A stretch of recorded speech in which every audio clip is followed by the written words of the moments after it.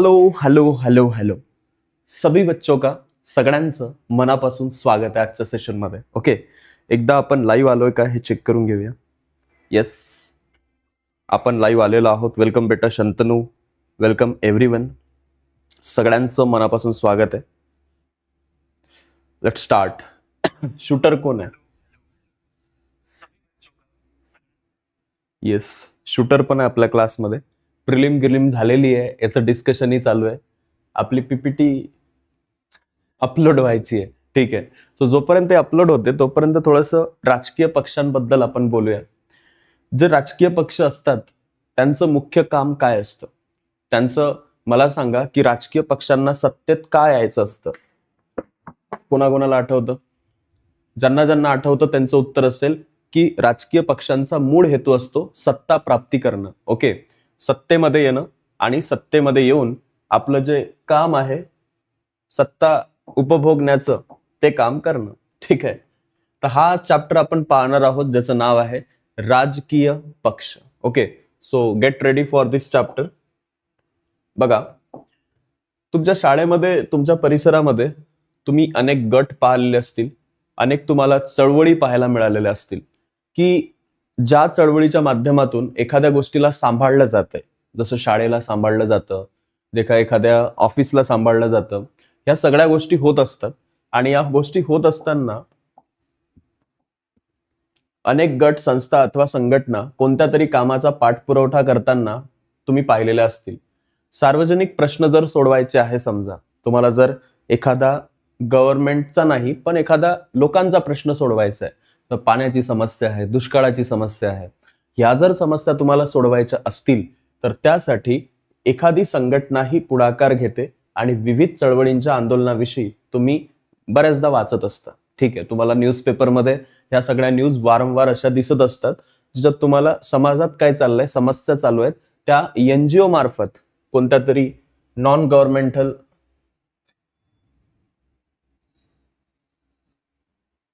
ऑर्गनायझेशनच्या माध्यमातून सोडवल्या जात आहेत असं तुम्हाला बऱ्याचदा दिसतं. ठीक आहे, हे प्रत्येक ठिकाणीच आपल्याला पाहायला मिळतं. आता तुम्ही जर इथं पाहिलं की याचा अर्थ असा आहे की समाजामध्ये ज्या प्रकारे गट, संस्था, चळवळी सक्रिय असतात त्याचप्रमाणे राजकीय पक्षही निवडणुका लढवण्यात पुढाकार घेताना दिसतात.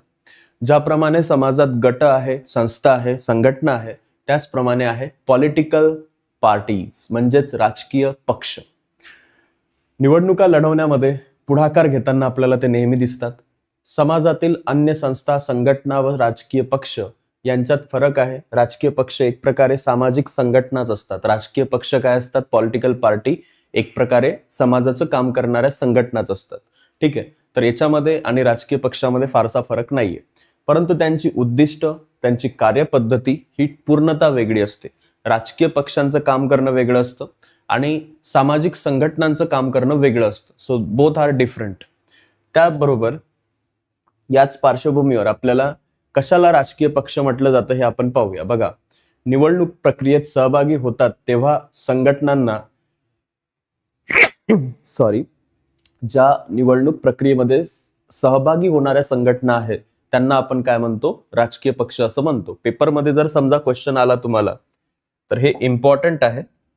राजकीय पक्ष कशाला म्हणतात?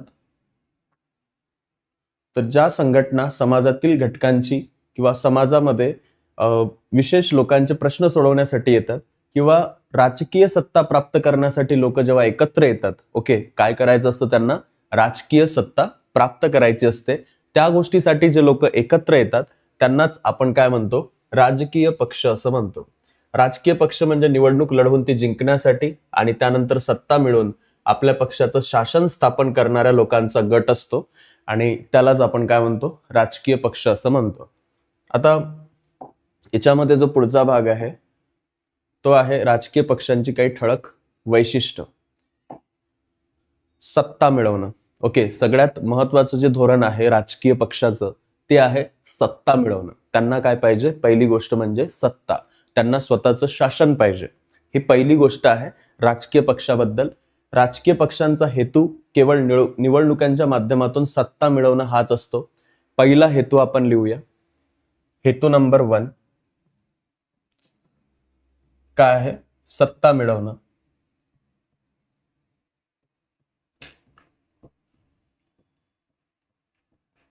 हा पहिला हेतू आहे.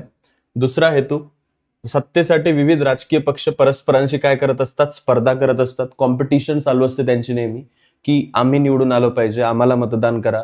दुसऱ्या पार्टीची खिल्ली उडवली जाते, राजकीय मतभेद दिसतात. तर ह्या सगळ्या गोष्टी कुठे चालू असतात? कशासाठी चालू असतात? सत्ता मिळवण्यासाठी चालू असतात. आणि हे तुम्हाला माहिती पाहिजे. सोबतच अशी स्पर्धा करण्यात अयोग्य काहीच नाही, परंतु स्पर्धेचं स्वरूप निकोप असलं पाहिजे. ही स्पर्धा ते लोक करतायत त्यात चुकीचं काहीच नाहीये. अशी स्पर्धा जर केली जात असेल, that's not wrong, it's okay. But तिचं स्वरूप अहिंसात्मक असावं आणि कोणत्याही पद्धतीच्या त्याच्यात गुन्हेगारी पार्श्वभूमी अशी काही असेल चालू तर ती नसावी. ठीक आहे. सोबतच राजकीय पक्षांची काही वैशिष्ट्य अशी आपण सांगू शकतो ज्याच्यामध्ये आपल्याला विचारसरणीचा आधार दिसतो. प्रत्येक राजकीय पक्ष काही धोरणांचा, विचारांचा पुरस्कार करणारा असतो आणि सार्वजनिक प्रश्नाबाबत पक्षाची एक विशिष्ट भूमिका असते. त्या सर्वांच्या समावेशातून पक्षाची विचारसरणी तयार होते. काय आहे याचा अर्थ? राजकीय पक्षाला एक विचारसरणीचा आधार असतो. जसं भारतीय राष्ट्रीय काँग्रेस आहे आणि भारतीय जनता पार्टी आहे. या दोघांमध्ये काँग्रेसची विचारसरणी आपल्याला सुरुवातीपासून दिसते, ती याला घेऊन चालते, सेक्युलरिझमला, धर्मनिरपेक्षतेला. आणि भारतीय जनता पार्टीची जी आहे ती प्राचीन भारतीय संस्कार, सभ्यता, संस्कृती या गोष्टीला घेऊन चालते. म्हणजे दोन्ही अपोजिट मध्ये आहेत. ओके. दोघांचाही उद्देश आहे समाज कल्याण करणं, आर्थिक प्रश्न सोडवणं आणि प्रत्येकाला जगण्याच्या ज्या काही आवश्यक घटक असतात ते सगळे गोष्टी मिळाल्या पाहिजे. त्याच्यामध्ये सार्वजनिक प्रश्नाबाबत पक्षाची एक विशिष्ट भूमिका असते आणि या सर्वांच्या समावेशातून पक्षाची एक विचारसरणी तयार होते. ओके. या सर्व गोष्टीमधून काय तयार होते? एक पक्षाची विचारसरणी. आणि ती विचारसरणीचा आधारच असतो. जसा पहिला राजकीय पक्षाचं धोरण आहे, पहिलं धोरण किंवा पहिला उद्देश राजकीय पक्षाचा सत्ता मिळवणं.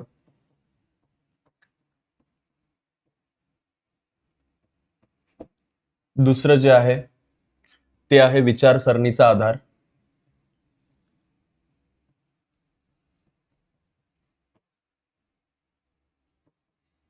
ओके. तर हे दोन आपण पाहिले. आता आपण तिसरा पाहूया. Let's see. तिसरा विचारसरणीच्या आधारामध्येच आहे. पक्षाला लोकांचा जो पाठिंबा मिळतो त्याला पक्षाचा जनाधार म्हणतात.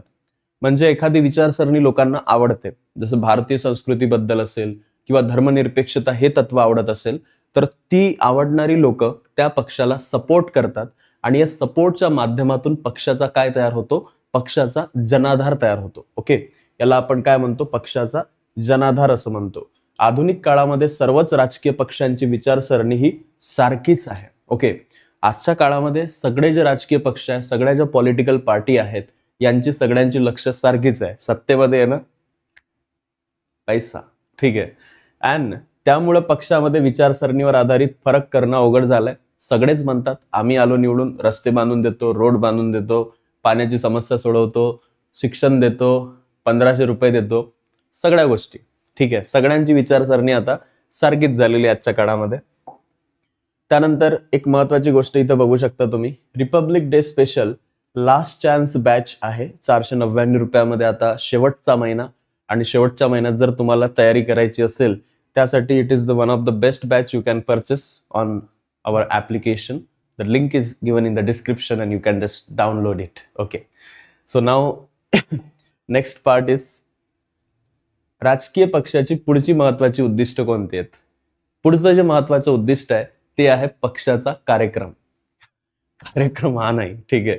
तर विचारसरणीचा प्रत्यक्षात आणण्यासाठी राजकीय पक्ष त्यावर आधारित कार्यक्रम निश्चित करतात, एक प्रोग्राम बनवतात, एक पूर्ण प्लॅन बनवतात की आपण लोकांना काय देणार, आपण लोकांसाठी कोणते मुद्दे पुढे ठेवणार. या सगळ्या गोष्टी सांगण्यासाठी राजकीय पक्ष विचारसरणी प्रत्यक्षात आणण्यासाठी एक प्लॅन निश्चित करतात, एक प्रोग्राम निश्चित करत असतात.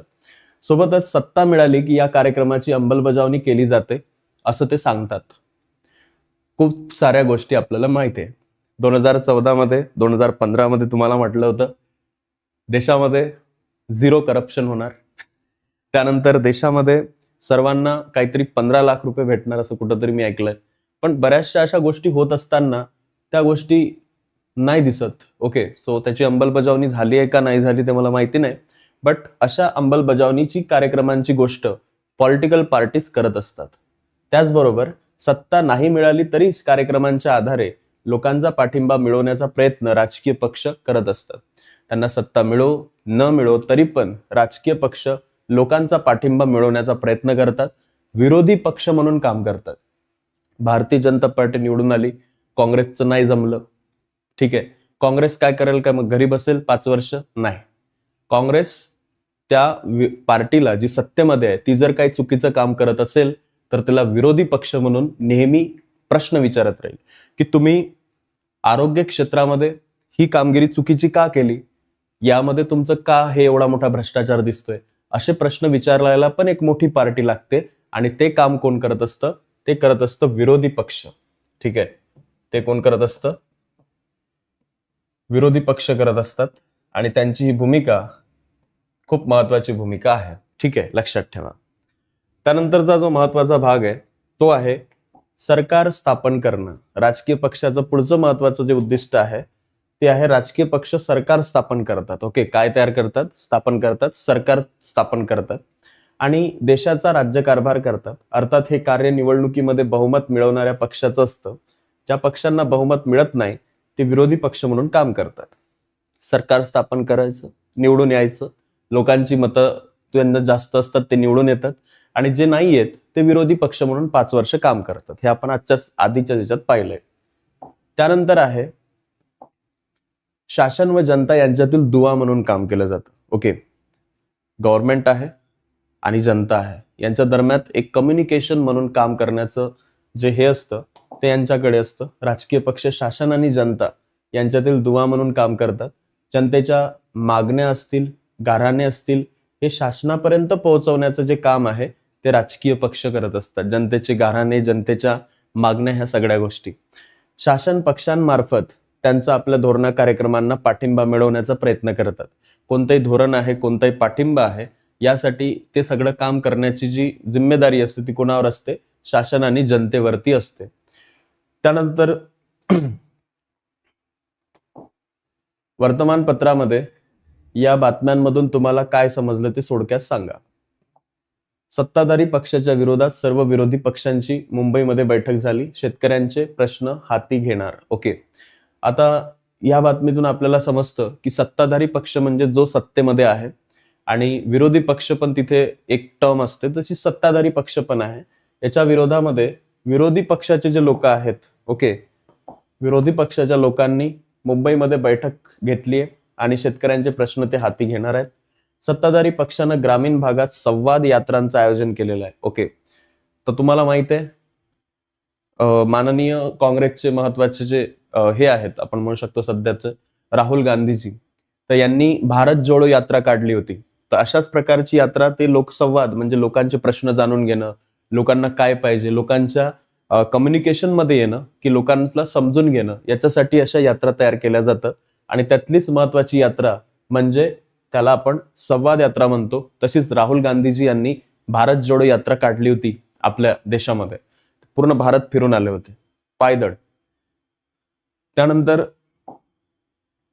समजा तुम्ही विरोधी पक्ष नेते आहात, अयोग्य आरोग्य क्षेत्रात सरकारनं चांगली कामगिरी केली नाही, ते तुमच्या पक्षाच्या नजरेत आलंय, विरोधी पक्ष नेता म्हणून तुम्ही काय कराल? एकच करू शकतो विरोधी पक्षनेता म्हणून, या गोष्टीचा चांगला कडेयाडून विरोध करू शकतो. विधानसभेमध्ये असो, संसदेमध्ये असो, याविषयी कडक प्रश्न विचारू शकतो. आणि हे प्रश्न विचारल्यानंतर ते जे सत्ता आहे, सत्ताधारी पक्ष आहे, यातनं त्यांना उत्तर द्यावंच लागेल. कारण हे प्रश्न जेव्हा संसदेत विचारले जातात, हे प्रश्न संसदेत विचारले गेल्यानंतर याची उत्तर देणं त्या पुढच्या वेळेला जे असतं ते आवश्यक असतं. आता याच्यामध्ये महत्वाची एक गोष्ट आहे ती म्हणजे या रिपब्लिक डेला तुम्ही तुमची सीट बुक करू शकता टॉप वीकेंड बॅच मध्ये. It is on the spot offers and scholarship, book a visit, याची लिंक डिस्क्रिप्शन मध्ये दिलेली आहे. आणि ही ऑफर आहे 31 ऑफ द जानेवारी पर्यंत. पुढे बघा, भारतातील पक्ष पद्धतीचं बदलतं स्वरूप. एक असा काळ होता ज्या काळामध्ये प्रत्येक निवडणुकीमध्ये एकच पक्ष निवडून येत होता.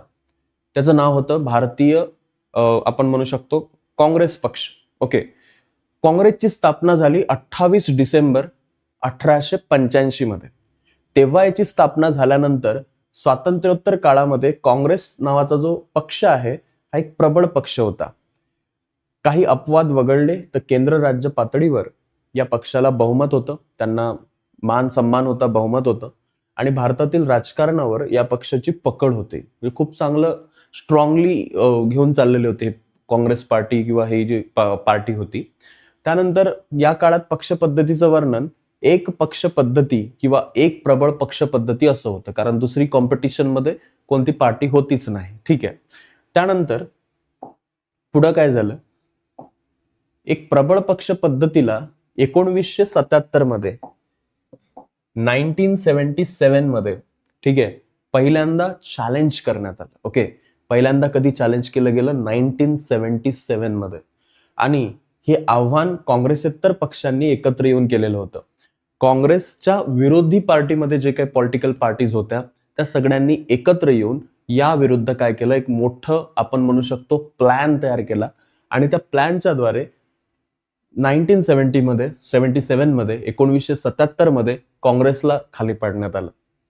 1989 मध्ये जेव्हा आपण आलो 1989 तर लोकसभा निवडणुकांनंतर राजकारणात एकाच पक्षाचं वर्चस्व असणं ही बाब संपुष्टात आली. एकच पॉलिटिकल पार्टी आहे ही गोष्ट संपुष्टात कधी आली, ही आली 1989 मध्ये. काँग्रेस हे नाव काही काळासाठी इथं थांबलं. पुढं काँग्रेस पुन्हा निवडून आलीही, पण ते टिकवणं आणि ते घेऊन चालणं हे त्यांना त्या काळात जमलं नाही. 2015 नंतर तुम्ही पाहताय कंटिन्युअसली एकच पॉलिटिकल पार्टी रूल करते. हे पण एक प्रबळ पक्ष पद्धतीचंच उदाहरण आहे. याच्यामध्ये कुठंतरी गॅप पाहिजे, म्हणजे असं वाटतंय की सगळ्या चांगल्या गोष्टीच होत आहेत, म्हणजे याला काही विरोधच नाहीये. ही विरोधी पक्षाची भूमिका इथं खूप महत्वाची आहे. जे देशात काही चुकीचंही होणार आता तर ते योग्यच म्हटलं जाणार का, त्याला विरोध पाहिजे ना कुठे ना कुठे. तर हे पद्धत संपुष्टात आली काँग्रेसची 1989 मध्ये आणि त्यानंतरच्या काळामध्ये अनेक पक्षांनी याच्यामध्ये व्हेरियस बदल जे आहेत ते करायला सुरुवात केली. एकत्र येऊन आघाडीचं शासन स्थापन करायला सुरुवात झाली. आघाडी सरकार स्थापन करण्याचे प्रयोग भारतीय जनता पक्ष व काँग्रेस या दोन्ही पक्षांनी केले. आघाडी शासनातून अस्थिरता निर्माण होते हा समज आपल्या देशातील पक्ष पद्धतीनं खोटा ठरवला. आघाडीचं शासन ही बाब आता भारताच्या राजकीय व्यवस्थेत स्थिरावलेली आहे. आघाडी शासन, what is it? Bharatiya Janata party he strong party आहे आणि या पार्टीला हरवायचं आहे. काय करणार? काँग्रेस, समाजवादी पार्टी, आम आदमी पार्टी, राष्ट्रवादी काँग्रेस, त्यानंतर JDU, त्यानंतर DMK, AIDMK, या सगळ्या पार्ट्या यांनी ग्रुप बनवला. त्यांचा एक स्पेशल ग्रुप बनवला आणि एका बाजूला आहे फक्त भारतीय जनता पार्टी. हा सगळा ग्रुप आता या एका पार्टीला हरवणार. यांचं जे हे तयार झालंय, हा जो एवढा मोठा ग्रुप तयार झालाय, याला आपण काय म्हणतो? याला आपण म्हणतो आघाडी शासन. कुठे गेला तो शब्द? आघाडीचं शासन. ठीक आहे, याला आपण म्हणतो आघाडीचं शासन आणि हे बऱ्याच लोकांनी एकत्र येऊन बनवलेलं असतं, तयार केलेलं असतं. भारताच्या राजकीय व्यवस्थेत हे पद्धत आता स्थिरावलेली आहे, कॉन्टिन्युअसली चालू आहे. त्यानंतर इथे काही गोष्टी दिलेल्या आहेत बघा. एकाच राजकीय पक्षाच्या हाती सत्ता दीर्घकाळ असल्यास अन्य कोणतेच पक्ष जेव्हा प्रभावी नसतात, एकच पार्टी आहे कंटिन्युअसली तीच निवडून येते, त्या पद्धतीला म्हणतात एक पक्ष पद्धती. दोन राजकीय पक्ष आलटून पालटून निवडून येतात. कधी काँग्रेस निवडून येते, कधी BJP निवडून येते. याला काय म्हणतात? याला म्हणतात द्विपक्ष पद्धती. पुढं अनेक राजकीय पक्ष सत्तेच्या स्पर्धेत असतात आणि या सर्वांचा कमी अधिक प्रमाणात हे असतो, म्हणजे कधी काँग्रेस निवडून येते, समाजवादी पार्टी निवडून येते, कधी BJP निवडून येते, कधी आम आदमी पार्टी निवडून येते. याला आपण काय म्हणतो? याला आपण बहुपक्ष पद्धती असं म्हणतो. या पद्धतीला म्हटलं जातं बहुपक्ष पद्धती. तर या तीन प्रकारच्या पद्धती महत्वाच्या पद्धती आहेत ज्या आपल्याला इथं लक्षात ठेवायच्या. आता आपल्याकडे दोन गोष्टी आहेत, राजकीय पक्षाच्या प्रमुख 2 आघाड्या इथं आहेत. त्यामध्ये राष्ट्रीय लोकशाही आघाडी एनडीए, संयुक्त पुरोगामी आघाडी यूपीए. तर एनडीए म्हणजेच काय, तर नॅशनल डेमोक्रेटिक अलायन्स. म्हणजेच काय, याला आपण काय म्हणतो, याला आपण म्हणतो राष्ट्रीय लोकशाही आघाडी.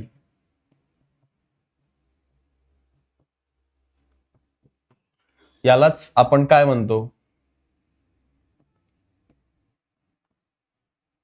बीजेपी. दुसरं आहे यूपीए, त्याला म्हणतात युनायटेड प्रोग्रेसिव्ह अलायन्स, आणि हीच आहे काँग्रेस. ही आहे काँग्रेस. तर याला आलेलो होतो आपण, आलेलो होतो एनडीए यूपीए पर्यंत.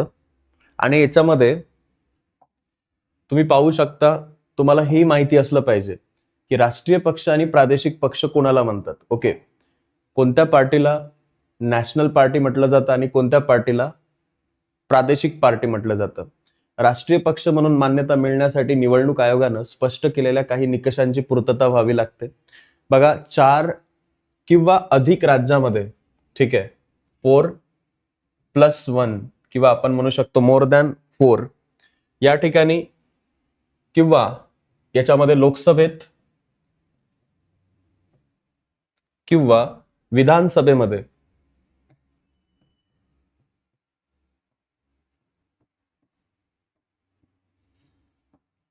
त्यांना काय करावं लागतं, 6% वैध मतं, ठीक आहे, 6% वैध मतं मिळवणं त्यांना आवश्यक आहे. निवडणुकीत कोणत्याही राज्यातून अथवा राज्यामधून किमान त्यांचे 4 सदस्य निवडून येणं आवश्यक आहे. तेव्हाच काय होतं की तो पक्ष, तो मग काँग्रेस असो, कोणताही पक्ष असो, त्याला तेव्हाच काय म्हटलं जातं, तेव्हाच त्याला राष्ट्रीय पक्ष म्हटलं जातं. तुमच्या पक्षाला, समजा आपण एक एक्झाम्पल घेऊ, आम आदमी पार्टी आहे. आम आदमी पार्टीला नॅशनल पार्टी बनायचं आहे. आता ती लोकल लेवलला आहे दिल्लीत, आणि तिला बनायचं आहे नॅशनल पार्टी. तर नॅशनल पार्टी बनण्यासाठी आम आदमी पार्टीला काय करावं लागेल, तिला 4 पेक्षा जास्त राज्यामध्ये निवडून यावं लागेल. कोणत्या निवडणुकीत, लोकसभेच्या आणि विधानसभेच्या. तिला 4 सदस्य त्यांचे प्रत्येक ठिकाणी असले पाहिजे निवडून आलेले, या दोन्ही संसदेमध्ये, विधानमंडळामध्ये. आणि 6% सदस्य त्यांना 6% मतं, ओके, 6% मतं मिळवणं आवश्यक आहे. हा सगळा जर क्रायटेरिया त्यांनी फॉलो केला, ठीक आहे, तेव्हाच त्यांना काय म्हटलं जातं, तेव्हाच त्यांना राष्ट्रीय पक्ष असं म्हटलं जातं. ओके, लक्षात घ्या. पुढे इथं तुम्ही पाहू शकता, एकूण लोकसभा मतदारसंघाच्या किमान 2% मतदारसंघामधून, तसेच किमान राज्यामधून उमेदवार निवडूनही त्यांचे येणं आवश्यक आहे. 2% उमेदवार त्यांचे राज्यांमधून निवडून येणं आवश्यक आहे. आणि हा सगळा क्रायटेरिया फॉलो केला तरच त्या पार्टीला काय म्हटलं जातं, तेव्हाच तिला म्हटलं जातं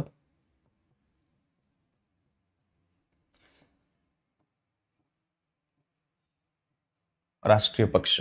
तेव्हाच तिला काय म्हणतो आपण, राष्ट्रीय पक्ष असं म्हणतो. आता बघा, प्रादेशिक किंवा राज्य पातळीवर पक्ष म्हणून मान्यता मिळवण्यासाठी निवडणूक आयोगानं पुढील निकष दिलेले आहेत. लोकसभा किंवा विधानसभेच्या मागील निवडणुकीमध्ये किमान 6% मतं मिळवणं, किमान 2 सदस्य विधानसभेवर निवडून येणं आवश्यक असतं.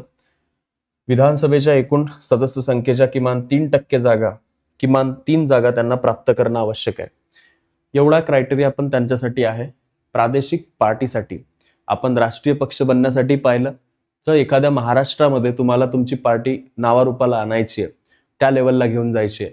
शिवसेना जशी आहे त्याचप्रमाणे राष्ट्रवादी काँग्रेस जशी महाराष्ट्रात आहे, भारतीय जनता पार्टी आहे, तसं त्याचाही एक क्रायटेरिया आहे त्या पार्टीला मोठं करण्याचा. 6% मतं मिळवणं आवश्यक आहे. विधानसभेवर तुमचे सदस्य निवडून येणं आवश्यक आहे. आणि विधानसभेच्या एकूण सदस्य संख्येच्या 3% जागाही तुम्हाला मिळाल्या पाहिजे. हा जर क्रायटेरिया तुमचा कंप्लीट असेल तरच तुम्ही एक प्रादेशिक पक्ष म्हणून ओळखले जाता. ठीक आहे, हे लक्षात घ्या. आता पहिला पक्ष आपण इथं पाहतोय ज्याचं नाव आहे भारतीय राष्ट्रीय काँग्रेस. काँग्रेसबद्दल आता आपण समजून घेऊ. 1885 मध्ये 28 डिसेंबर 1885 मुंबईमध्ये गोकुलदास तेजपाल संस्कृत विद्यालयामध्ये 72 सदस्यासह काँग्रेसची स्थापना झाली. काँग्रेसचं अधिवेशन पहिलं पुण्याला होणार होतं, पण पुण्यामध्ये त्यावेळेस कॉलराची साथ चालू होती, त्यामुळं ते मुंबईला शिफ्ट केलं गेलं. महाराष्ट्रातलं हे पहिलंच अधिवेशन आहे आणि काँग्रेसचं पहिलंच अधिवेशन आहे. ॲलन ऑक्टेव्हियन ह्यूम म्हणजे A.O. ह्यूम याच्याद्वारे हे पहिलं अधिवेशन घेण्यात आलं होतं आणि यामध्ये काँग्रेसची स्थापना झाली. त्यावेळेस काँग्रेस ही सर्वसमावेशक स्वरूपाची पार्टी होती. त्यांचा उद्देश हा नव्हता की निवडून यायचं हेन ते. त्यांचा उद्देश होता देशाच्या सगळ्या राज्यांना रिप्रेझेंट करायचं. जसं एक ते दरवर्षी काय करायचे, वर्षाच्या शेवटी एक पार्टी करायचे, त्यामध्ये सगळ्या स्टेटमधल्या लोकांना बोलवायचे आणि त्यांचे प्रॉब्लेम समजून घ्यायचे. हे जे काम करायचे ते लोक, त्यालाच त्यांनी अधिवेशन नाव दिलं, काँग्रेसचं अधिवेशन. काँग्रेसची अधिवेशन म्हणजेच काँग्रेसच्या मीटिंग. या त्या काळात भरपूर झाल्या, नावाजलेल्या मीटिंग पण आहेत भरपूर. यामध्ये विचारसरणीचे गट सगळे एकत्र आले. मुस्लिम लोक एकत्र आले, हिंदू लोक एकत्र आले. स्वदेशी चळवळीच्या काळात जहाल लोक एकत्र आले, मवाळ लोक एकत्र आले. कधी कधी सुरत सारख्या ठिकाणी त्यांच्यात फुटाही पडल्या. लखनौ अधिवेशनामध्ये पुन्हा एकत्र आले. अशा प्रकारच्या गोष्टी काँग्रेससोबत भरपूर झालेल्या आहेत. स्वातंत्र्योत्तर काळामध्ये काँग्रेस एक सर्वात प्रभावी पक्ष म्हणून आजही तुम्ही पाहता आहे. त्या काँग्रेस पक्षाचं अजूनही असं काही नाही आहे की हे झालंय, बट त्याला वेळ लागेल थोडा.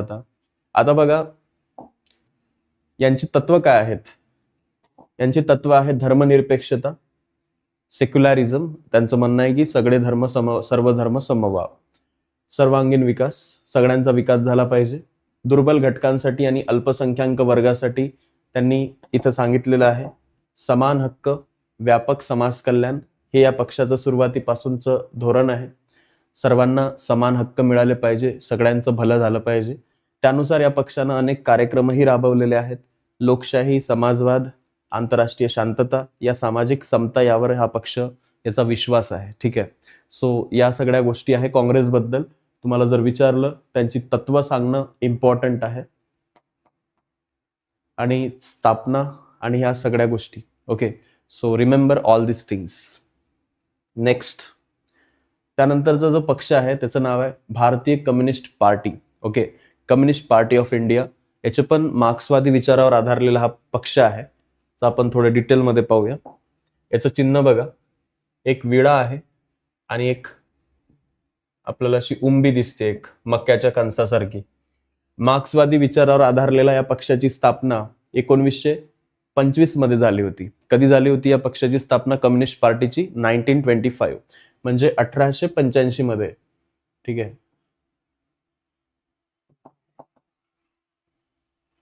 1885 मध्ये आपल्याला काँग्रेस आलं आणि 1925 मध्ये कोण आलं?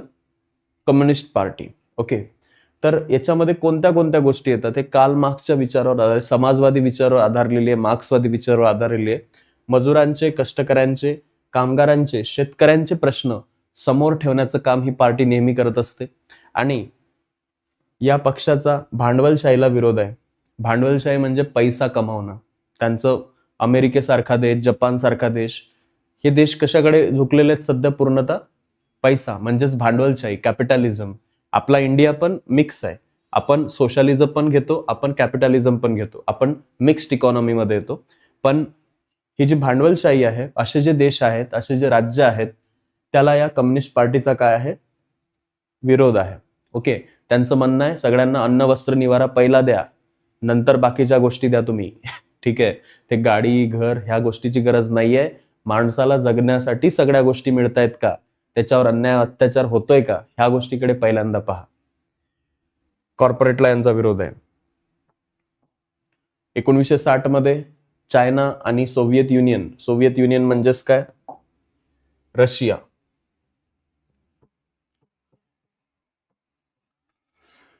च्या दशकात चीन आणि सोव्हिएत युनियन या दोन्ही साम्यवादी देशांपैकी कोणाचं नेतृत्व स्वीकारायचं? चायनाचं नेतृत्व स्वीकारायचं की रशियाचं स्वीकारायचं? याच्यात भांडणं झाले या पार्टीमध्ये 1960 मध्ये. त्याच्यातून दोन पक्ष तयार झाले, एक कम्युनिस्ट पार्टी आणि एक कम्युनिस्ट पार्टी मार्क्सवादी. तर दोन पार्ट्या तयार झाल्या. यामध्ये मतभिन्नता निर्माण झाली आणि कम्युनिस्ट पार्टी पक्षात फूट पडली आणि कम्युनिस्ट पक्ष मार्क्सवादी हा पक्ष 1964 मध्ये निर्माण झाला. 1964 मध्ये त्यांनी स्वतःचा एक म्हणजे नवीन दुसरा पक्ष सुरू केला. त्याचं नाव होतं कम्युनिस्ट पार्टी मार्क्सवादी. पुढे बघा, भारतीय जनता पार्टी BJP असा स्थापन झालाय का सरळ सरळ बीजेपी? नाही. दोन गोष्टी मर्ज झालेल्या आहेत, जनता पार्टी आणि अजून सांगतो तुम्हाला, बघा, जनसंघ. भारतीय जनता पार्टी हा राष्ट्रीय स्तरावरचा एक महत्वाचा पक्ष आहे. भारतीय जनसंघ हा 1951 ला तयार झालेला पक्ष आणि 1977 मध्ये जनता पक्ष याचा जनसंघ याच्यामध्ये ते विलीन झालं आणि जनता पक्ष जनसंघ यांच्यापासून मिळून जे पुढं काही काळानंतर 1980 मध्ये नवा पक्ष स्थापन केला. त्याचं नाव होतं Bharatiya Janata party. Culture Indian, भारतीय संस्कृती, परंपरा, कला या सगळ्या गोष्टीची भूमिका घेऊन ही पार्टी तयार करण्यात आलेली आहे. आर्थिक सुधारणांवर या पक्षाचा भर आहे, हे लक्षात ठेवा. त्यामुळं अतिशय महत्वाची इन्फॉर्मेशन या पार्टीबद्दल तुम्ही बघू शकता. सोबतच आहे भारतीय कम्युनिस्ट पक्ष मार्क्सवादी, जो 1964 मध्ये तयार झाला. आताच आपण पाहिलं, भांडणं झाले होते 60 मध्ये आणि त्यानुसार मग 1964 मध्ये हा पक्ष तयार करण्यात आला, ज्याचं नाव आहे भारतीय कम्युनिस्ट पक्ष मार्क्सवादी. समाजवाद, धर्मनिरपेक्षता, लोकशाही याचा पुरस्कार करतो हा पक्ष. साम्राज्यवादाला या पक्षाचा विरोध आहे. कामगार असो, शेतकरी असो, शेतमजूर असो यांच्या हितसंबंधाची जपणूक करणे हे या पक्षाचं धोरण आहे. ठीक आहे, तर ह्या सगळ्या गोष्टी या पार्टीमध्ये चालतात. त्यानंतर बहुजन समाज पार्टी, दीन दलित दुबळे जे काही लोक आहेत समाजातले यांच्यासाठी काम करणारा हा पक्ष आहे. त्याचं नाव आहे बहुजन समाजवादी पार्टी. याचा समाजवादी विचारसरणीचा हा पक्ष आहे. समाजवादाचं हित उद्दिष्ट धरून हा पक्ष 1984 पासून, म्हणजे 1984 ला याची स्थापना झाली, तेव्हापासूनच दलित, आदिवासी, इतर मागासवर्गीय, अल्पसंख्याक या सर्व लोकांसाठी हा पक्ष काम करतो. बहुजन या शब्दामध्ये तर बघा, पुन्हा लाईट गेली. आता जर आपण इंटरनेटची पिन हे ठेवली नसती व्यवस्थित याच्यात, इन्व्हर्टरच्या याच्यात, तर आताही आपला क्लास. तर बहुजन समाजाला सत्ता मिळवून देणं हे या पक्षाचं उद्दिष्ट आहे. त्याचं नाव आहे बहुजन समाजवादी पार्टी. त्यानंतर आहे राष्ट्रवादी काँग्रेस. ठीक आहे, काँग्रेसमधून बाहेर पडून राष्ट्रवादी काँग्रेस पार्टी तयार झाली 1999 मध्ये. 999 बघा किती कूल नंबर आहे. लोकशाही, समता, धर्मनिरपेक्षता सगळ्यांचे सारखे दिसत आहेत तुम्हाला. याच तत्वावर आधारलेला हा पक्ष आहे. काँग्रेस पक्षासोबत युती करून हा पक्ष 99 ते 2014 पर्यंत महाराष्ट्रात सत्तेवर होता. केंद्रामध्येही 2004 ते 2014 दरम्यान एवढ्या प्रदीर्घ काळासाठी या पक्षानं काम केलंय. यांच्या नेतृत्वाखाली आघाडीचा एक घटक पक्ष म्हणूनही त्यांनी काम केलेलं आहे, राष्ट्रवादी काँग्रेस पार्टी. त्यानंतर आहे तृणमूल काँग्रेस. ऑल इंडिया तृणमूल काँग्रेस या पक्षाची स्थापना 1998 मध्ये झाली. ज्याच्या महत्वाच्या नेत्या तुम्हाला माहितीच असतील, कोण आहेत. All India Trinamool Congress, Mamata Banerjee. 16 मध्ये निवडणूक आयोगाने या पक्षाला राष्ट्रीय पक्ष म्हणून घोषित दिलं. यांचंही सेमच आहे, कॉपी पेस्ट. लोकशाही, धर्मनिरपेक्ष, समाजवाद, दुर्बल घटकांचं संरक्षण. इथं तुम्ही डेटा पाहू शकता. त्या डेटामध्ये राष्ट्रीय काँग्रेस जो आहे, भारतीय राष्ट्रीय काँग्रेस 206 जागा 9 मध्ये होत्या आणि 2014 मध्ये फक्त 44 जागा मिळाल्या. कम्युनिस्ट पार्टीला 4 होत्या, त्या 1 झाल्या. जनता पार्टी, भारतीय जनता पार्टी 116 होत्या, 282 झाल्या आणि मार्क्सवादीच्या 16च्या 9 झाल्या. अशा प्रकारे तुम्ही याच्यातले बदल पाहू शकता, कसे झाले 9 ते 14च्या दरम्यान. वर्तमानपत्रात तुम्ही बऱ्याचशा गोष्टी पाहिल्या असतील. तर हे प्रादेशिक पक्षांचंही तुम्हाला माहिती आहे, महाराष्ट्र, कर्नाटक, प्रत्येकाला आपली मराठी भाषा आवडते, मराठी भाषेवर प्रत्येकाचं प्रेम आहे आणि याच संघटित गोष्टींमधून राज्यांमध्ये पण काही पॉलिटिकल पार्टी उदयाला आल्या, ज्याच्यामध्ये शिवसेना आहे, महाराष्ट्र नवनिर्माण सेना आहे. मराठी भाषेचं संवर्धन व्हावं, मराठी माणसाला नोकऱ्या मिळाव्या यासाठी काम करणारे हे पक्ष आहेत. सुरुवातीला बाळासाहेब ठाकरे यांनी शिवसेना पक्षाची स्थापना केली आणि नंतर राज ठाकरे साहेबांनी महाराष्ट्र नवनिर्माण सेना ही महत्वाची या पक्षाची स्थापना केली. प्रादेशिक पक्ष कशाला म्हणतात हा प्रश्न पेपरमध्ये येऊ शकतो. विशिष्ट प्रदेशाच्या वेगळेपणाचा अभिमान बाळगणारे आणि त्याचा विकास व्हावा म्हणून सत्तेच्या स्पर्धेत उतरणाऱ्या पक्षांना राजकीय संघटना म्हणतात आणि या राजकीय गटांनाच आपण प्रादेशिक पक्ष या नावाने ओळखतो. राज्यामध्ये राजकीय घटनांसाठी लोकांचं विकास करण्यासाठी जे लोक सत्तेमध्ये येत आहेत त्यांना आपण काय म्हणतो, प्रादेशिक पक्ष असं म्हणतो. प्रादेशिक पक्षांच्या व्हेरियस गोष्टी इथे दिलेल्या आहेत. व्यवसाय, रोजगार यासाठी काम करण्यासाठी यांचं काम असतं. प्रादेशिक पक्षांच्या 90 नंतर दुसराही टप्पा आला, ह्याही गोष्टी आपण पाहिल्यात. तर आपण थेट येऊया काही पॉलिटिकल पार्टीज वरती आणि नंतर क्वेश्चन घेऊया. बघा, शिवसेना महाराष्ट्रातील प्रमुख राजकीय पक्ष आहे. 1966 मध्ये 1966 मध्ये याची स्थापना झाली. मराठी माणसाच्या हक्काची जपणूक, मराठी भाषेचं संवर्धन, परप्रांतीयांना विरोध हे याचं महत्वाचं सुरुवातीपासूनचं उद्दिष्ट आहे, हे तुम्हाला माहिती पाहिजे. 95 मध्ये भारतीय जनता पक्षाची युती करून हा पक्ष सर्वप्रथम महाराष्ट्रात सत्तेवर आला. 2014च्या निवडणुकीनंतर महाराष्ट्रात भाजप सोबत तो सहभागी झाला. 19 मधील निवडणुकीनंतर काँग्रेस पक्ष आणि राष्ट्रवादी काँग्रेस पक्ष यांच्यासोबत महाविकास आघाडीसोबत हा सत्तेमध्ये आलाय. तर शिवसेनेबद्दल नोट पेपरमध्ये येऊ शकते, इम्पॉर्टंट करून ठेवा प्रादेशिक पक्षामध्ये हा पार्ट. देन इथे आहे शिरोमणी अकाली दल, पंजाब मधला महत्वाचा पॉलिटिकल पक्ष आहे. 1920 मध्ये स्थापन झाला. त्यानंतर धार्मिक प्रादेशिक अस्मिता जोपासण्याला याला प्राधान्य दिलंय. पंजाबमध्ये सत्तेवर आहे. काश्मीरमध्ये 32 मध्ये जम्मू काश्मीर नॅशनल कॉन्फरन्स हा पार्टी आलेली आणि काश्मीरी जनतेच्या हितसंबंधाचा पाठपुरवठा करण्यासाठी, स्वायत्तता जोपासण्यासाठी हा पर्सनल आहे. म्हणजे हा काम करतो जम्मू काश्मीरमध्ये. त्याचं नाव आहे जम्मू काश्मीर नॅशनल कॉन्फरन्स. आसाम गण परिषद, सरकार बरोबरील वाटाघाटीतून 85 मध्ये आसाम करार झाला आणि याच बरोबर 85 मध्ये हा पक्ष तयार झाला, त्याचं नाव आहे आसाम गण परिषद. निर्वासिताचे प्रश्न सोडवणे, आसामचं सांस्कृतिक, भाषिक, सामाजिक वेगळेपण जपणे, आर्थिक विकासासाठी प्रयत्न करणे. पण गेली अनेक वर्ष आसाममध्ये एक सत्ताधारी पक्ष म्हणून आसाम गण परिषद काम करते. आणि एक शेवटचा पक्ष आहे या ठिकाणी, ज्याचं नाव आहे द्रविड मुनेत्र कळघम. ओके, 20 मध्ये जस्टिस पार्टी, ठीक आहे, जस्टिस पार्टी 1920 मध्ये एक पक्ष होता. या ब्राह्मणेतर चळवळीचं रूपांतर द्रविड मुनेत्र कळघम या पक्षात झालं.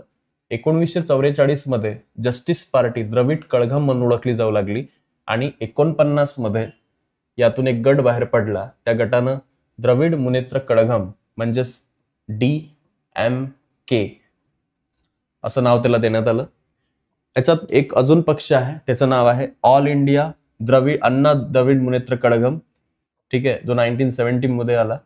ऑल इंडिया अण्णा DMK, AIDMK. सो हा पण 1972 मध्ये 1972 मध्ये तयार झालेला आहे आणि विविध स्तरावरील मतदारांचा याला पाठिंबा आहे. सत्तेत दीर्घकाळ राहिल्यानं अनेक उपाययोजना यानं राबवलेल्या आहेत आणि हा चांगला पक्ष आहे. साऊथ मध्ये जास्त ऍक्टिव्ह आहे, ठीक आहे. तर हे सगळे पक्ष आपण पाहिले. आता याच्यावरचे काही महत्वाचे क्वेश्चन्स आपण पाहूया. चला, पहिला प्रश्नाचं उत्तर करा. राजकीय सत्ता प्राप्त करण्यासाठी जेव्हा लोक एकत्र येऊन निवडणूक प्रक्रियेत सहभागी होतात तेव्हा त्या संघटनांना काय म्हटलं जातं? Answer this question everyone.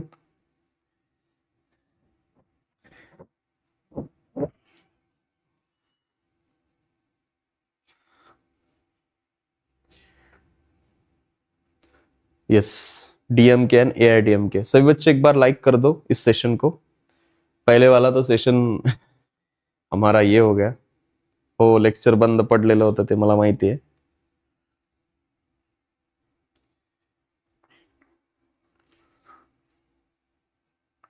त्यालाच आपण काय म्हणतो, अगदी बरोबर आहे. याला आपण म्हणतो राजकीय पक्ष.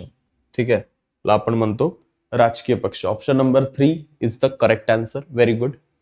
नेक्स्ट, नॅशनल कॉन्फरन्स हा पक्ष येथे आहे. ओके, ओडिशा, आसाम, बिहार और जम्मू काश्मीर. नॅशनल कॉन्फरन्स पक्ष कुठे आहे? तर सगळ्यांनी याचं उत्तर करा.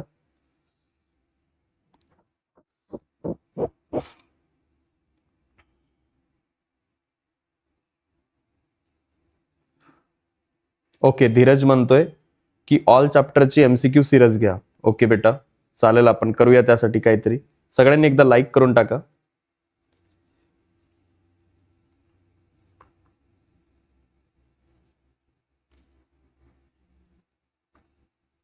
Very good. याचं उत्तर सगळ्यांनी अगदी करेक्ट केलेलं आहे. जम्मू अँड काश्मीरमध्ये नॅशनल कॉन्फरन्स हा पक्ष आहे. तर चिन्ह काहीच असं आहे. ठीक आहे, ते आपण पाहिलेलं आहे याच्या आधी. पुढचा प्रश्न बघा. जस्टिस पार्टी या ब्राह्मणेतर चळवळीचं रूपांतर कोणत्या राजकीय पक्षात झालं होतं? जस्टिस पार्टीचं रूपांतर कोणत्या राजकीय पक्षात झालं? Answer this question everyone.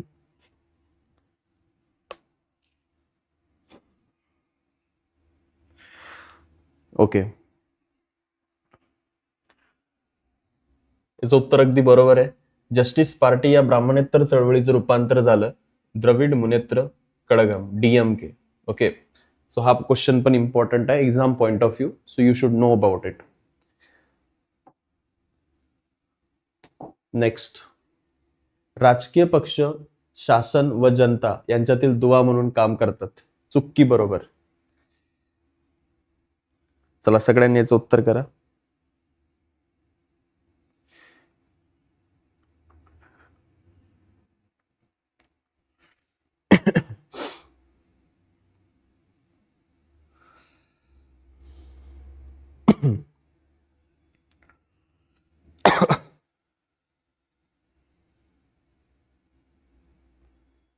चालेल, व्हेरी गुड. राजकीय पक्ष शासन जनता याच्यातील दुवा म्हणून काम करतात. बरोबरच आहे, त्याच्यात काही चुकीचं नाही. लक्षात घ्या, कारण असं आहे की राजकीय पक्ष जनतेच्या मागण्या आणि गाऱ्हाणी शासनापर्यंत पोहोचवण्याचं काम करतात. शासन पक्षांमार्फत आपल्या धोरणांची, योजनांची माहिती जनतेपर्यंत सोपवून त्यांच्या कार्यक्रमांना पाठिंबा मिळवतात. या धोरणांवरील जनतेच्या प्रतिक्रिया सरकारला सांगण्याचं कामही राजकीय पक्षच करत असतात. आणि अशा रीतीनं राजकीय पक्ष हे शासन आणि जनता यांच्यातलं दुवा म्हणून काम करतात. तुम्हाला माहिती आहे, शासन आहे आणि जनता आहे, या दोन्ही याच्यामध्ये कम्युनिकेशन झालं पाहिजे. त्याच्यात कोण काम करणार आहे? ऑब्विसली राजकीय पक्ष करणार आहे. तर त्यामुळे हे विधान काय आहे? बरोबर आहे. Very good. पुढे बघा. राजकीय पक्ष या सामाजिक संघटनाच असतात असं म्हटलंय. राजकीय पक्ष या सामाजिक संघटनाच असतात.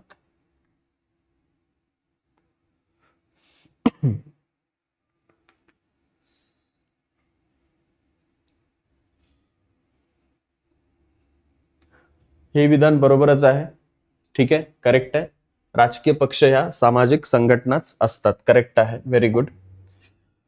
याच्यामध्ये राजकीय पक्ष या सामाजिक संघटनाच असतात बरोबर आहे, कारण समाजातील काही व्यक्ती एकत्र येऊनच राजकीय पक्ष स्थापन करतात. म्हणजेच राजकीय पक्ष हे समाजाचेच अविभाज्य घटक असतात. जनतेच्या समस्या सोडवण्याचा प्रयत्न राजकीय पक्ष करत असतात. तथापि राजकीय पक्ष सामाजिक संघटना याची उद्दिष्ट, वैशिष्ट्य, कार्यपद्धती वेगळी ठेवतात. समाजाची भूमिका, विचारसरणी घेऊन राजकीय पक्ष समाजात काम करत असतात. म्हणून राजकीय पक्ष हे काय आहे? एक प्रकारे सामाजिक संघटना म्हणूनच काम करतात. इथं काय दिलंय की सामाजिक संघटनाच आहे त्या. कारण काय आहे? कारण समाजातील महत्वाचे प्रश्न सोडवण्याची जबाबदारी कोणाकडे आहे? यांच्याचकडे. आणि हेच जर काम करत नसतील तर मग तो वेगळा विषय. पण आता ऍज अ लोकांचे काहीतरी प्रॉब्लेम्स थेट मोठ्या व्यक्तीकडे घेऊन जाण्याचं काम हे राजकीय पक्ष करतात. त्यामुळे यांना सामाजिक संघटना असंच म्हटलं जातं. आघाडी शासनातून अस्थिरता निर्माण होते. चला याचं उत्तर तुम्हाला करायचं आता. Answer this question fast.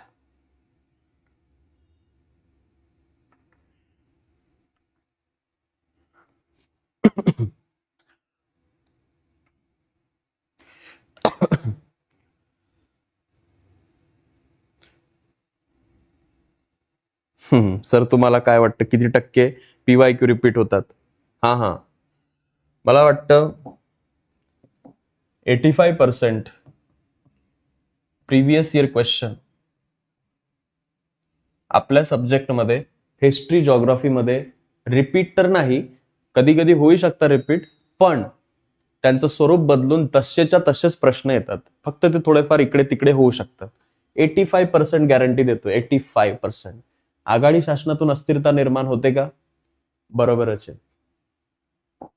याचं उत्तर आहे चूक. ओके. आघाडी शासनातून अस्थिरताच तर निर्माण होते, स्थिरता थोडी म्हटलंय, पण तरी चूक आहे. 89च्या लोकसभा निवडणुकीनंतर राजकारणात एकाच पक्षाचं वर्चस्व संपुष्टात येऊन आघाडी शासनाच्या स्थापनेला सुरुवात झाली. आघाडी शासनामुळे अस्तित्व निर्माण होईल असा विचार व्यक्त केला जातो, मात्र भारताने हा विचार चुकीचा ठरवला. ओके, इंटरनॅशनल लेवलला अस्थिरता निर्माण होते, भारतात चुकीचं ठेवलंय म्हणून त्याचं उत्तर चूक दिलंय. भारताच्या दृष्टिकोनातून आघाडीमुळे अस्थिरता निर्माण होत नाही, बाकीच्या याच्यात होऊ शकतं. सो याचं उत्तर चूकच करायचं. आपल्याला वाटलं होतं बरोबर असेल, बट नाहीये. ठीक आहे, चूक विधान आहे ते, आणि ज्यांनी उत्तर केलंय चूक त्यांचं बरोबर आहे. शिरोमणी अकाली दल हा राष्ट्रीय पक्ष आहे, याचं उत्तर करा. ट्रू म्हणत होते मूर्ख, मी पण आहे त्याच्यात. आता याच्यातलं ते उत्तर चुकलंय. सर हमें हिस्ट्री ज्योग्राफी हिंदी में है, तो सर हिंदी में भी बताइए ना, मराठी नहीं आती है. तो बेटा कैसा है, बात तो तुम्हारी बराबर है. यहाँ पे हमारे चैनल पे इंग्लिश में जो बच्चे हैं उनका वर्षा मैम कवर करके दे रही है व्यवस्थित अच्छे से. यहाँ मराठी का पार्ट है, तो मराठी का मैं पूरा बढ़िया से करके दे रहा हूं. अब रही बात हिंदी की, तो मुझे लगता है थोड़ा इधर से लो, थोड़ा इधर से लो. इंग्लिश में है, मतलब वो मैम हिंदी में ही पढ़ाती है, हिंदी लैंग्वेज है बात करने का उनका. सो यहाँ से आपका प्रॉब्लम सॉल्व हो सकता है. अभी अभी उनका लेक्चर चालू ही है. बताइए, शिरोमणी अकाली दल राष्ट्रीय पार्टी आहे क्या? आहे का राष्ट्रीय पार्टी? चुकीचं आहे. शिरोमणी अकाली दल हा पक्ष फक्त पंजाबमध्ये ऍक्टिव्ह आहे. 1920ला तो स्थापन झाला. धार्मिक प्रादेशिक अस्मिता जोपासतो तो. निवडणूक आयोग राजकीय पक्षांच्या मान्यतेचे निकष लक्षात ठेवतात. 3% मतं, 6% तुमचे लोक संसदेमध्ये विधिमंडळामध्ये निवडून आले पाहिजे, आणि ते जागा वगैरे तुम्हाला असल्या, तुम्ही जर निवडून आलेले असाल तर तुम्ही म्हणजे राष्ट्रीय पक्ष होऊ शकता. शिरोमणी अकाली दलचं असं काही नाहीये. So that is wrong. प्रादेशिकता कशाला म्हणतात? टिपा लिहा, स्पष्ट करा. प्रादेशिकता म्हणजे भारतात विविध भाषा बोलणारे, विविध परंपरा संस्कृती असणारे लोक राहतात. भौगोलिक विविधतेबरोबरच साहित्य, शिक्षण, इतिहास, चळवळी याच्यातही विविधता आहे. प्रत्येकाला आपली भाषा, परंपरा, संस्कृती याच्याविषयी आत्मीयता वाटते, आणि याचमुळं प्रत्येकाला वाटतं की आपला प्रादेशिक राज्य, आपलं राज्य महत्वाचं आहे. आपल्या राज्याबद्दल आपल्याला प्रेम असतंच. महाराष्ट्र म्हटलं की एकदम आपण असे होतो, आणि तेच आहे प्रादेशिकता. आपल्याला वाटतं की आपल्या मराठी माणसानं पुढे जावं, आपल्या मराठी माणसाला नोकऱ्या मिळाव्या, आणि त्यासाठी जे पक्ष आलेले आहेत सत्तेमध्ये त्यांनाच प्रादेशिक पक्ष असं आपण म्हणतो. आणि त्याच्या हेतूसाठी विविध दबाव गटही अस्तित्वात असतात, चळवळी निर्माण होतात, आणि त्या जनतेच्या हिताचं काम करतात.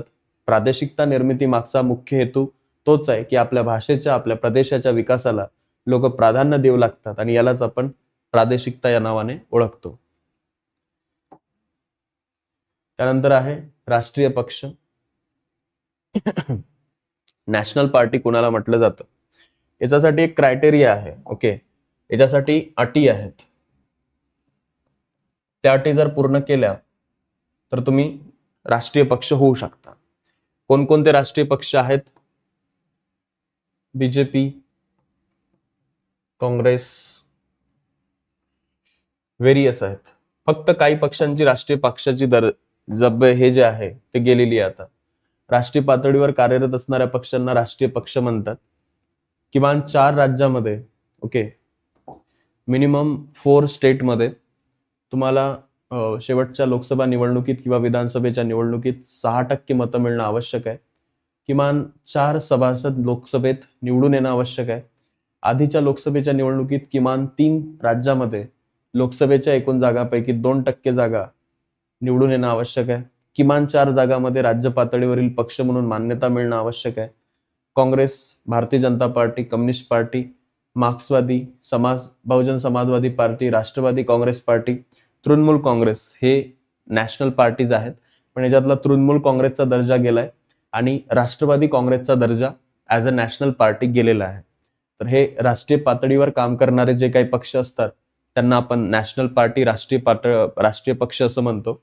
त्यांना 4 राज्यामध्ये विधानसभेमध्ये किमान 6% मतं मिळणं आवश्यक असतं, तेव्हाच ते राष्ट्रीय पक्ष असतात.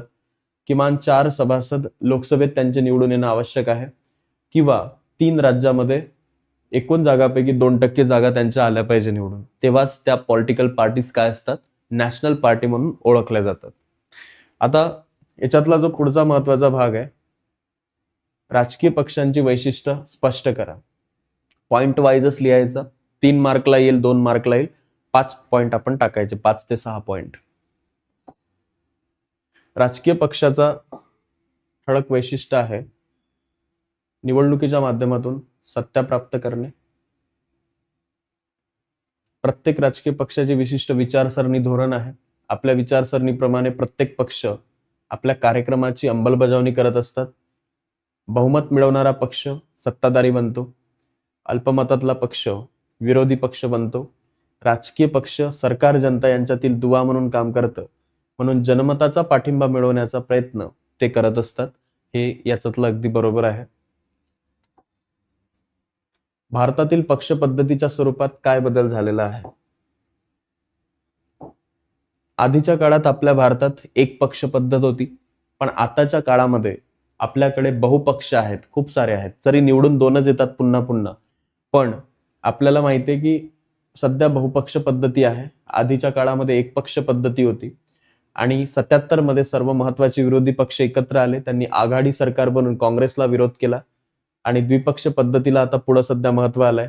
89च्या लोकसभेच्या निवडणुकीनंतर एकाच पक्षाचं सरकार ही बाब संपुष्टात येऊन आघाडी सरकार हे अधिकारावर आलेली आहेत. तर हे तुम्हाला लक्षात ठेवायचं आहे. सोबतच या ठिकाणी इथं आपण आता थांबतोय. लास्ट चान्स बॅच 499 रुपयामध्ये अवेलेबल आहे.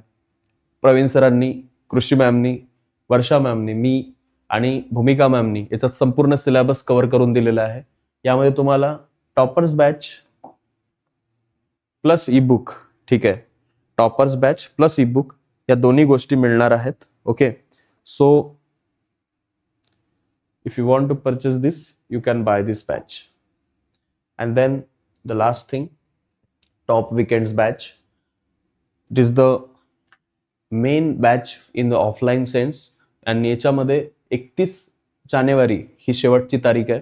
याची लिंक डिस्क्रिप्शन मध्ये आहे, तिथे जाऊन तुम्ही ही बॅच घेऊ शकता, top weekend batch. Okay, so thank you so much students. थोडाफार याच्यात डिस्टर्बन्स तुम्हाला आलाही असेल, but that's okay. Thank you so much. See you in the next class. Bye all of you. Take care.